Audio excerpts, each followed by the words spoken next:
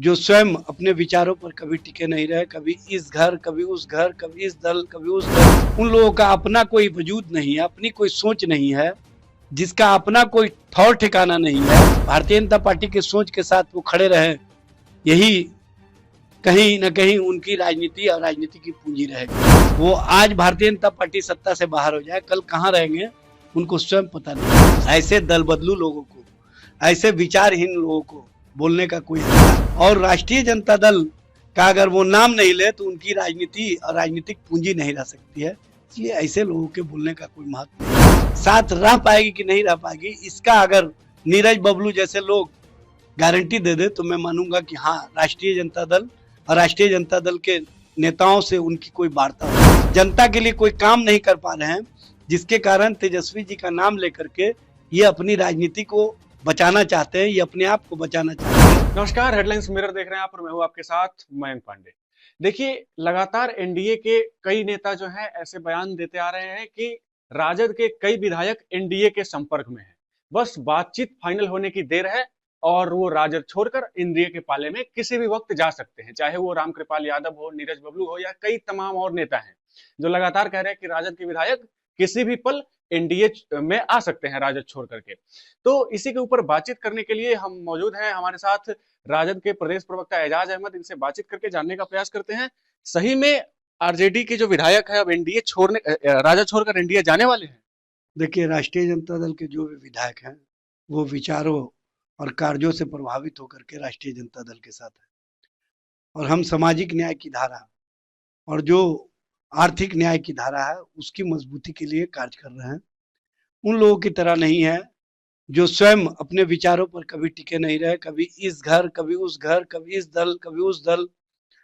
जो लोग भी इस तरह का बयान दे रहे हैं वो दल बदलू हैं, स्वयं दल बदल करके अपने आप को राजनीति में स्थापित किए हुए हैं। उन लोगों का अपना कोई वजूद नहीं है, अपनी कोई सोच नहीं है, जिसका अपना कोई ठौर ठिकाना नहीं है। भारतीय जनता पार्टी उनको जो चीज सामने देती है उसी को स्वीकार करने के लिए मजबूर है। वहां पर उनकी कोई बिसात नहीं है, वो दूसरे के संबंध में ऐसी बातें करते हैं। उनको पहले अपनी बिसात बनानी चाहिए।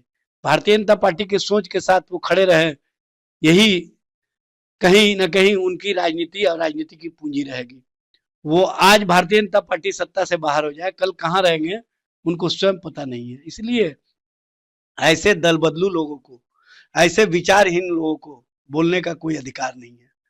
और जहां तक भारतीय जनता पार्टी का सवाल है, भारतीय जनता पार्टी के अंदर अपने लोग, अपना विचार वाला लोग है कहाँ? अब देख लीजिए सम्राट चौधरी जी को, आप देख लीजिए नीरज बबलू को, आप देख लीजिए रामकृपाल जी को, देख लीजिए अन्य लोगों को। ये लोग राष्ट्रीय जनता दल की ही उपज है, राष्ट्रीय जनता दल से ही उनकी पहचान हुई है।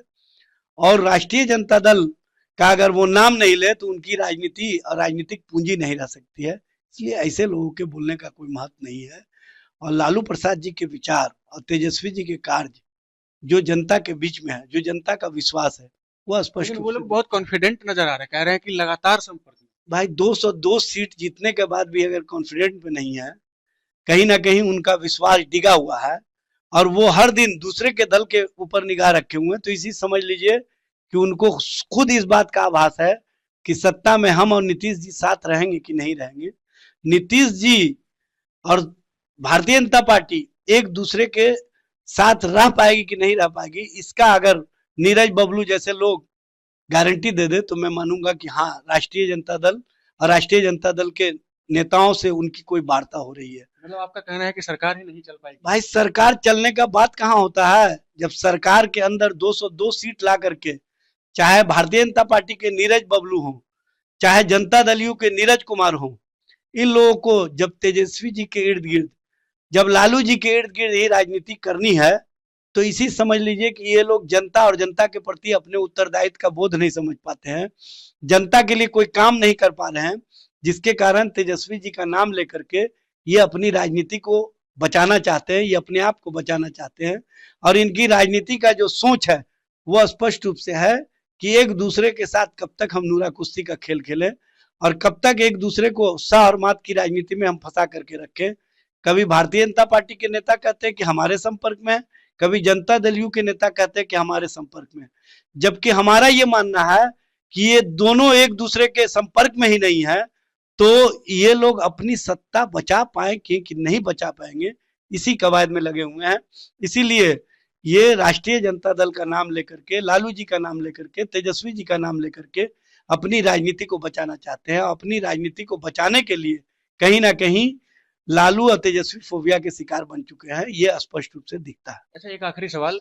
उनका दावा है कि तेजस्वी यादव के नहीं रहने से सेना जो है वो बिखर रही है, इसलिए नाराजगी है और वो लोग जो है छोड़ करके और एनडीए में आने वाले। देखिए, सबसे पहले तो समझ लीजिए, जिस सेना में विचारों का आधार कूट कूट करके भरा हो, उस सेना को बिखरने का कहीं सवाल ही नहीं खड़ा होता है। वहां पर लोग बिखरते हैं जहां पर सेनापति कहीं ना कहीं जो सैनिक को इकट्ठा किए हुए है वो दूसरे तीसरे ब्रिगेड से ला करके अपना सैन्य बनाए हुए है, और जब दूसरे तीसरे विचारों वाले लोग उस सेना के सेनापति के साथ खड़े रहते हैं तो उनको डर लगा रहता है कि किस दिन हमारा सेनापति कमजोर पड़ेगा और सारे सैनिक भाग जाएंगे।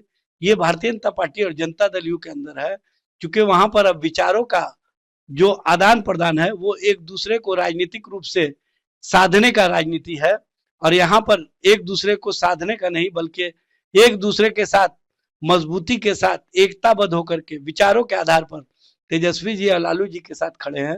जब हमारे 22 एमएलए थे तब तो टूटे ही नहीं, आज तो हमारे पास 25 एमएलए है, टूटने का सवाल कहाँ होता है। आज हमारे पास ऐसा नेतृत्व है जिस नेतृत्व पर बिहार की जनता पूरी तरह से विश्वास प्रकट करती है, और तेजस्वी जी के साथ जो चुनाव आयोग को माध्यम बना करके खेला गया, जो मशीनरी को कहीं ना कहीं आधार बनाया गया, उसका पोल तो केंद्रीय मंत्री जीतन राम मांझी जी ने खोल दिया है। इसलिए भारतीय जनता पार्टी उसके संबंध में जवाब देने कि जो जीतन राम मांझी जी ने कहा है कि चुनाव जीतने के लिए हम लोग किस तरह का कवायद करते हैं, उस कवायद में ये लोग कितना निपुण है ये स्पष्ट रूप से अब सामने आ गया है, और उनके ही मंत्रिमंडल के सदस्य कहीं ना कहीं स्पष्टता सारी बातें उजागर किए हैं। तो अब इनका जो चोरी है, हेरा फेरी है, वो पकड़ा गया है, तो उससे ध्यान भटकाने के लिए इस तरह की राजनीति कर रहे हैं। चलिए, बहुत बहुत धन्यवाद। देखिए, साफ तौर पर इनका क्या कुछ कहना था आपने सुना। इनका सीधे तौर पर कहना है कि एनडीए के अंदर जदयू और बीजेपी के जो नेता हैं वही एक दूसरे के संपर्क में नहीं है और उधर ही बिखराव आ रहा है, राजद की तरफ से कोई नहीं जा रहा है। आपकी क्या राय है? कमेंट बॉक्स में हमारे साथ अपनी प्रतिक्रिया जरूर साझा करें और तब तक के लिए बने रहे हमारे साथ और देखते रहे हेडलाइंस मिरर। धन्यवाद।